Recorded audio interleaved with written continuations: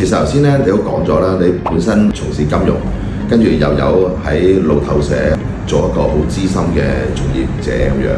咁其實呢啲咁嘅身份，對於你去創辦一個語言嘅學校或者創辦留學中心，有冇啲實質嘅幫助呢？睇嘢會比較闊啲啦，因為咧就內地嘅人咧，佢嘅中小型嘅培訓中心咧，佢哋係對嗰個學校嗰個硬件嘅設施啊、IT 嘅設施啊，唔係咁願意投錢嘅。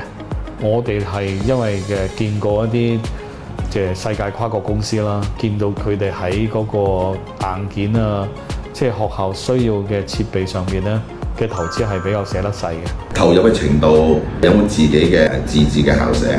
我哋一個小培訓學校啦，因為佢哋內地啲業主咧見你生意好咧，佢哋跟住續租嘅時候咧，加租個幅度係會非常大嘅。係。咁啊，後來咧就將香港啲房產啊、物業咧就賣晒套現，咁然後咧就去咗武漢咧就。基本上嗰4個校區咧，啲物業都係自己買嘅。當時係幾多年買啊？2012啊、2013啊、2014嗰幾年啦。有冇跌到啊？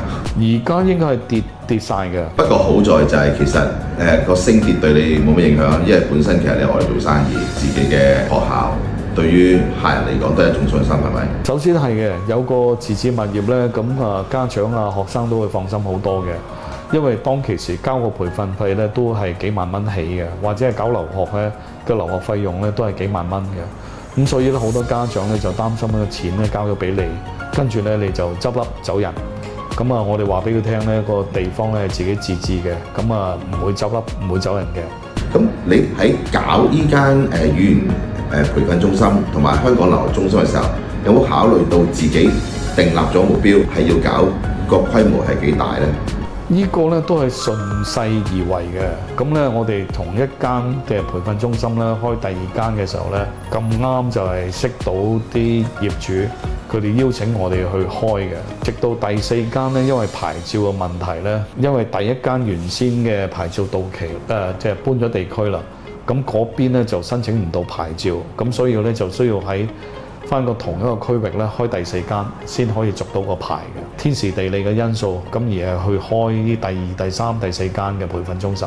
許校長，我想問咧，其實你本身有唔同嘅經驗啦，去到內地普通話又唔識，當地嘅文化又唔了解，咁其實喺當中你係點樣克服嘅咧？我覺得做人咧就最緊要就唔好怕醜啦。咁咧我啲普通話咧係唔標準嘅，亦都冇正式學過嘅，咁但係咧我就夠膽講。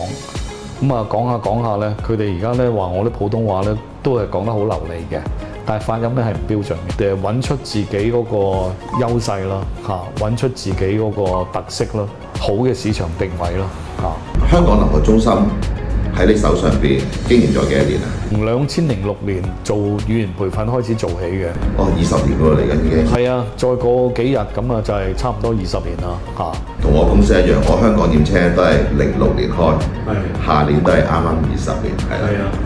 咁其實20年嚟講係一個唔容易咧，同埋頭先講咗一句好重要嘅，所有嘢其實都係累積啦，包括經驗或者你嘅財富或者你嘅學生資源都係累積。作為一個有幾十年嘅經營者，喺唔同嘅領域、唔同嘅地方，喺唔同文化，對於我哋嘅年輕人，如果我哋真係想創業或者做唔同嘅工作，有啲咩係可以提醒翻我哋呢？我覺得啱啱畢業嗰啲年輕人咧，最好首先都係去打工先嘅，最起碼積累咗冇10年都有8年嘅工作經驗。咁啊喺個經驗嘅職場裏邊咧，學點樣做人做事。咁然後每間公司咧，佢嘅叫你做嘅嘢咧，一個啱啱畢業嘅年輕人咧，最好就跟公司嘅規矩去做，唔好跳 step。因為咧就有好多人咧以為公司定嘅規矩咧係嘅過於制度化過時啊咁樣。咁但係其實每一樣嘅制度咧建立咧，佢係經過一個長年累月嘅考驗同埋調整嘅。咁所以咧就年青人咧最好就係跟翻公司嘅規矩，了解翻呢套嘅系統啊，點解會形成，佢遵守裏邊咧有啲咩好處優點咁樣。再與時俱進啦，已有嘅基礎上面點樣優化啦，點樣改良啦。即係其實作為年輕人，一開始就應該係冇創業住。我建議係去先打工嘅。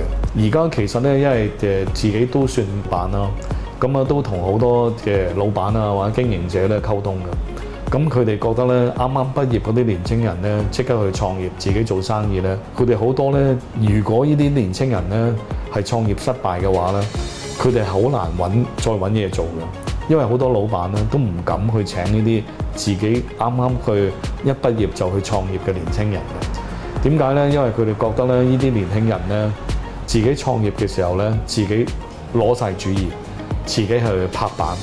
咁當然啦，就即係有佢嘅好處啦。咁但係好多老闆咧就覺得咧，呢啲年青人咧唔聽管唔聽話，公司叫佢做乜，咁佢又可能有自己嘅主意。咁另一方面咧，就如果係即係做開老闆嘅咧，咁佢可能咧就自由慣。咁所以咧，公司好多規章規條咧，佢哋亦都係唔中意去遵守，唔習慣去遵守嘅。咁所以咧，基於呢兩方面嘅原因咧，好多老闆咧係唔敢請剛剛大學畢業就去創業嘅年輕人。再加上啦，大家都講啦，創業難嚇。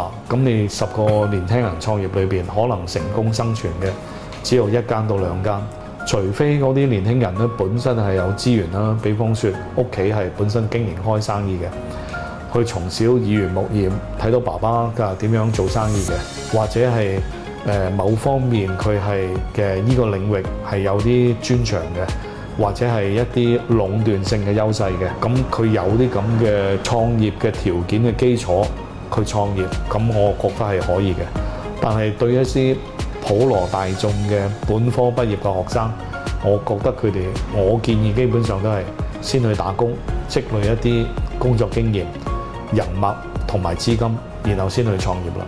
咁其實阿許校長呢，最後呢一個總結係同我嘅諗法一樣。我自己都年輕過啦，我嗰陣時我其實10零歲呢，都係做好多唔同嘅工作嘅。就等於即係我都係一個斜槓一族嚟嘅，所以我都呼籲其實年輕人呢，唔單止係應該打工啊，應該係有機會嘅話呢，可能同一時間呢係認識唔同嘅行業。頭先你提到，我好同意嘅。第一，累積經驗，最重要嘅係累積人脈。我呢幾十年入邊呢，其實呢，我錢唔會多嘅，但係我識嘅人呢，係每一個行業都會有。即係當我有問題發生嘅時候呢，我可以打個電話呢，就可以揾到人幫手。咁所以其實阿許校長覺得啱啦，各位年輕人真係嘅。